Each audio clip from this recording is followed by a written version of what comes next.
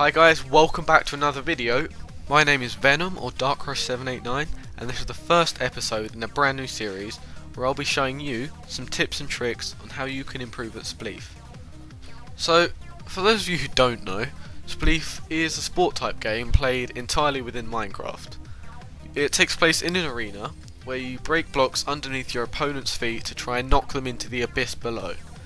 If you're interested, but you don't want to spend time building a cool arena, or if you have no one else to play with, go to the server spleefleague.com for a fun and quick way to play. As today's our first episode, we'll start at the absolute fundamentals for spleefing, and that is parkour, parkour, parkour. You will never win a spleef match if you can't stay on your field yourself, and that's why you'll need to practice if you want to take on the pros. Here are a few ways you can improve your parkour skills. 1.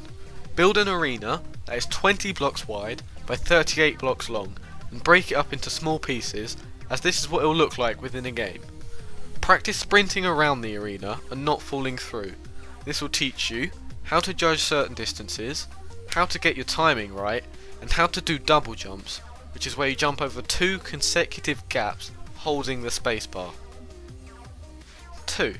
Try playing some parkour courses on adventure maps or on the spleefleague.com server. This will teach you which jumps you can make, which jumps are impossible, and how to accurately jump between 2 different blocks without falling. 3. Practice. The only way to know what it's like when the arena is constantly changing and shrinking around you is to play some spleef games and try to not lose. Of course, you will fall in a lot, as everyone does, but hopefully you will begin to see improvement. Try to keep a good awareness of the arena around you and what it looks like at all times. Keep options open for escape. Later in the series, I'll also show you methods for how to avoid falling in when your opponent is breaking blocks around or in front of you, so make sure you subscribe for when that is released.